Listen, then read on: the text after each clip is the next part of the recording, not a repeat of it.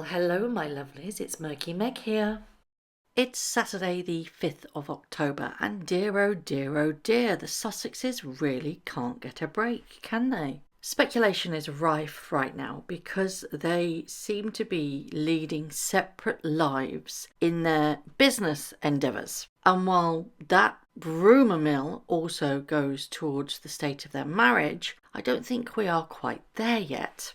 Remember what I've always said, it's not if, but when. Now, last week I did two videos, one titled Meghan Markle slammed as a demon boss who has psycho moments, and then I also did a video where it's titled Staff Speak Out, Duchess Difficult, Meghan Markle Strikes Again. And in both of these videos I go into detail of how both former and current staff members of Meghan and Harry spoke to the Hollywood Reporter and the Daily Beast, basically saying that she's a horrible person to work with. Then on the back of that, some former and current staff members spoke weirdly to Us Weekly or US Weekly. Again, I never know which one it is. I'm so sorry. Where they said, no, nothing could be farther from the truth. She's an amazing boss. Well, it turns out one of the ones that actually spoke out in defence of Meghan Markle has left.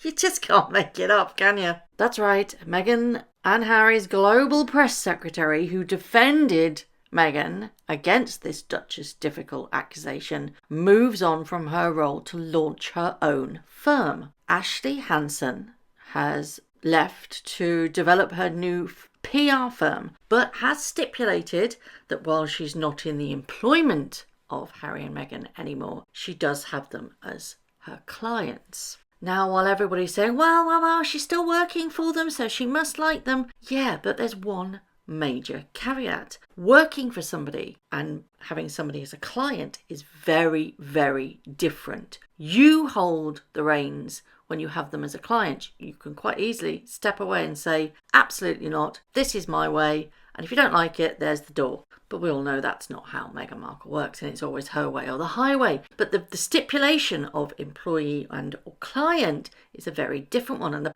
power dynamic has shifted. But this does seem like a controlled departure, like an amicable departure to avoid any negative press. But there has been speculation on why she's left now on the back of what has now become the infamous Us Weekly article, because it didn't sit right with people. Now, obviously, the same editor was used in the People article, those 5 friends speaking out, as with this Us Weekly magazine. Same editor who has batted for Meghan Markle on both occasions. Now, this is interesting. I read this in an article. It says that the people who read Us Weekly are people who love gossip. It is, after all, a gossip magazine. It is not the same as People magazine, which tends to be only PR message approved. This is not the place that any celebrity in recent memory has gone to tell their side of the story. The source told the Daily Mail that everybody was so surprised to see Meghan's defence come out in Us Weekly. Not that we were surprised she responded, but that it was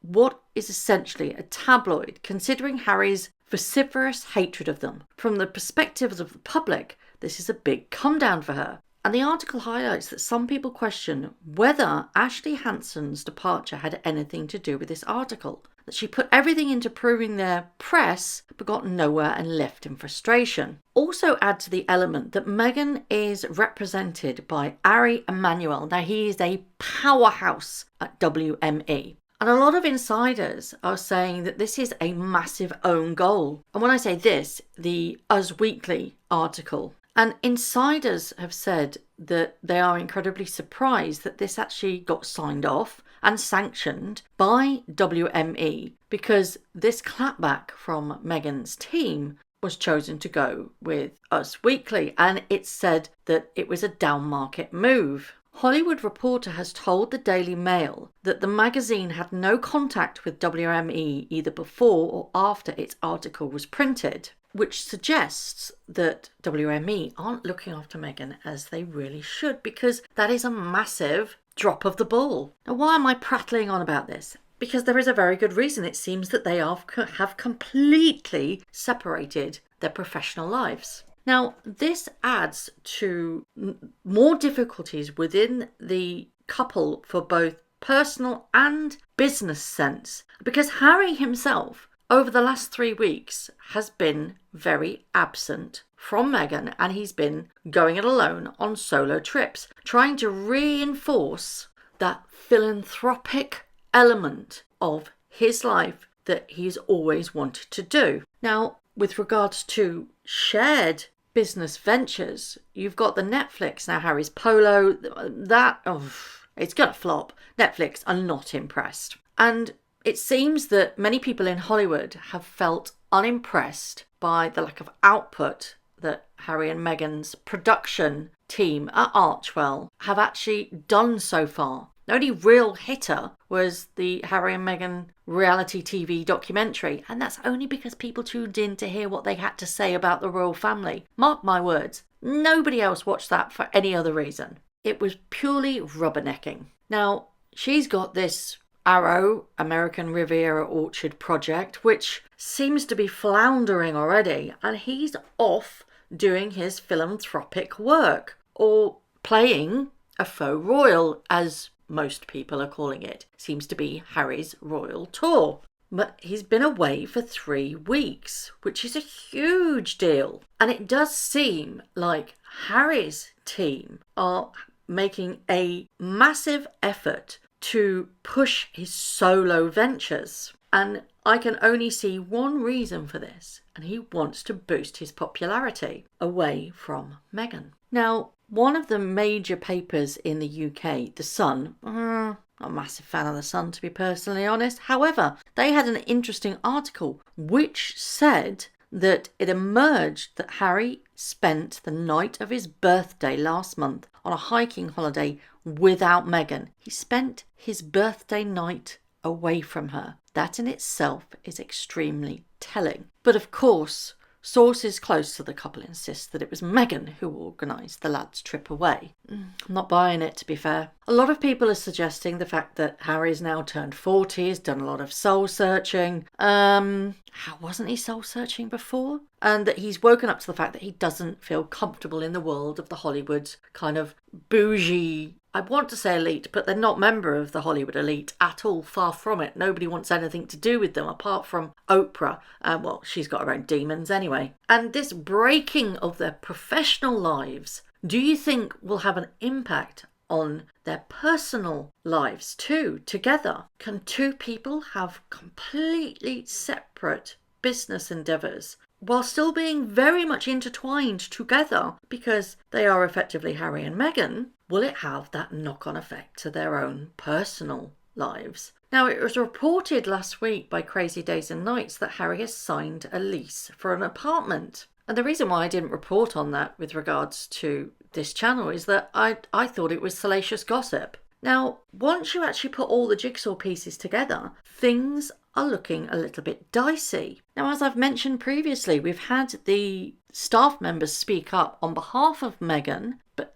Harry hasn't actually said anything at all. Now, this could very well be a PR strategy, separate, because together they're getting terrible press and their popularity ratings are still tanking. This could very well be desperation mode, split professionally, forge forward individually, and try and salvage any little bit of reputation that either has. In my personal opinion, none. It seems that people don't respect them, and for very good reason. They have shown themselves to be massive hypocrites, and that is not a good look. You can't preach mental health when your actions have done the very opposite to your family. And in my personal opinion, Harry going it alone is a PR strategy, and he is trying to distance himself with the surrounding negative publicity that Meghan is getting. While he's still married to Meghan, I don't think he will ever get back the respect that he once had.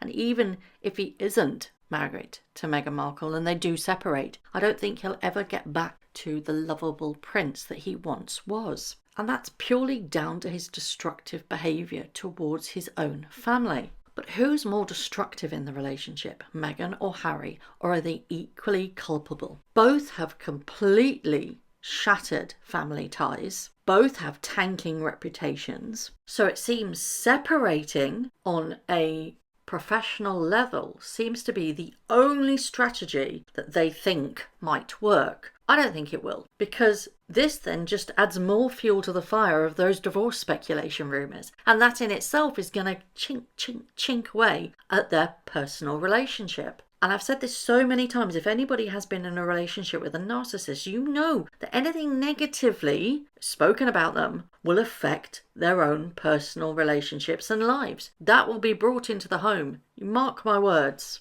Next year will be an interesting one because the Netflix deal is set to end next year. And I don't think, personally, and it's in my opinion, that Netflix will continue with their deal with Harry and Meghan. I think they will cut it off at the chase. And I think both Harry and Meghan know this, and this is why they have been separated on a professional level. They're preparing for that guillotine to come down. There are certainly lots of swirling rumours out there with regards to the separation having already taken place. When I say separation, I don't mean professional, I mean personal. And this separation of their professional lives only adds more fuel to the fire of these divorce rumours or separation rumours. They can both try and rebrand themselves separately as much as they like, but their previous actions together and separately has basically made everybody see them for what they really are. And that can't be erased at all. The damage is done. So he can try and attempt to relaunch himself as a global philanthropist all he likes, but we see him for what he is.